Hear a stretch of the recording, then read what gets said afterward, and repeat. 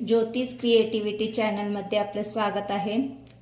आज आपण पाहणार आहोत मटार कचोरी। तर ती मी कशा पद्धतीने बनवली चला आपण पाहूयात। मी बॉईल वाटाणे घेतलेले आहेत, ते आता आपण मिक्सरच्या भांड्यात घालून घेऊयात आणि असं जाडसर असं वाटून घेऊयात। आपलं हे वाटून झालेलं आहे। आता एका भांड्यात आपण याला काढून घेऊयात। आता त्याच मिक्सरच्या भांड्यामध्ये आपण लसणाच्या पाकळ्या आणि हिरव्या मिरचीचे काही तुकडे घेतलेले आहेत, तर हे देखील आपल्याला वाटून घ्यायचे। आता ही मिरची आणि लसणाची पेस्ट देखील वाटून झाली आपली। आता आपण फोडणी करून घेऊयात। कढईमध्ये मी 1 चमचाभर तेल घालून घेतलंय, त्यामध्ये जिरं घालून घ्यायचे। जिरं छान तडतडलं की त्यामध्ये एक छोटा मीडियम आकाराचा कांदा चिरून घेतलाय, तो यामध्ये घालून घेतलीये आणि कांदा चांगला गोल्डन होईपर्यंत आपल्याला परतून घ्यायचे। कांदे आपले छान गोल्डन होत आले। आता त्यामध्ये आपण जी हिरवी मिरचीची आणि लसणाची पेस्ट केली होती ती घालून घ्यायची आहे आणि पुन्हा छान परतून घ्यायचे। आता त्यामध्ये इथे मी धना जिरा पावडर घालून घेतलीये, पाव चमचा हळद, चवीनुसार मीठ आणि 1-2 मिनिटं छान परतून घ्यायचे। आणि आपलं जे मिश्रण होतं ते यामध्ये घालून घ्यायचे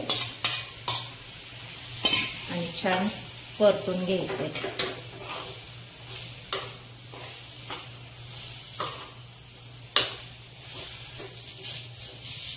छान आपलं मिश्रण परतून झाले। आता आपण गॅस बंद करून घेऊयात आणि हे थंड करून घेऊयात। आता इथे मी 1 वाटी मैदा आणि 1 वाटी गव्हाचं पीठ घेतलेलं आहे। या वाटीने मी मेजर केलेलं आहे। थोडंसं पीठ मी नंतर लाटण्यासाठी ठेवलेलं आहे। आता त्यामध्ये चवीनुसार मीठ घालून घ्यायचे, 1 चमचाभर तूप घालून घ्यायचे, थोडंसं दही घालून घ्यायचे आणि छान ह्याचं पीठ मळून घ्यायचे आपल्याला। छान हे अशा पद्धतीने मिक्स करून झालंय आपलं। आता थोडं थोडं पाणी घालत हे आपल्याला पीठ मळून घ्यायचंय। अगदी थोडं थोडं घालायचंय। पीठ मळून झालंय आपलं। आता ह्याला असंच आपल्याला 15 मिनिटं झाकण लावून ठेवून द्यायचे। मिश्रण आपलं चांगलं थंड झालेलं आहे।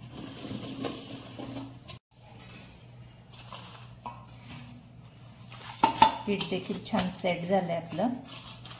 आता आपण त्याचे छोटे छोटे बॉल्स करून घेऊया। बॉल्स करून झालेत आपले। हे जे स्टफिंग होतं त्यामध्ये आपण थोडंसं लिंबू पिळून घेऊयात आणि छान मिक्स करून घ्यायचे।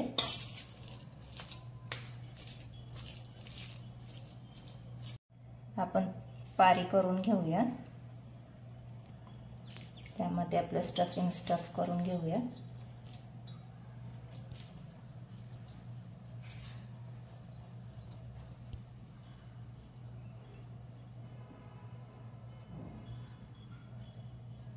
आणि छान असं पॅक करून घेऊया।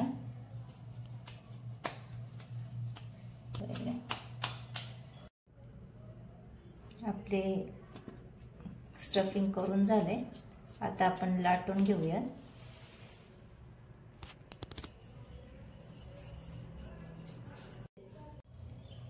इथे मी कचोऱ्या लाटून घेतलेल्या आहेत। कढईमध्ये तेल गरम करण्यासाठी ठेवलेलं आहे। तेल आपल्याला जास्त गरम करायचं नाहीये, मीडियमच ठेवायचे आणि मीडियम गॅसवरच आपल्याला हे तळून घ्यायचे। चांगले खरपूस असे तळून घ्यायचे आपल्याला, कलर चेंज होईपर्यंत। एक साइडने छान खरपूस असे तळून झाले। आता आपण पलटी करून घेऊया. असं दोन्ही साईडने आपल्याला खरपूस तळून घ्यायचे. असेच आपण आपल्या सगळ्या कचोऱ्या तळून घेऊया.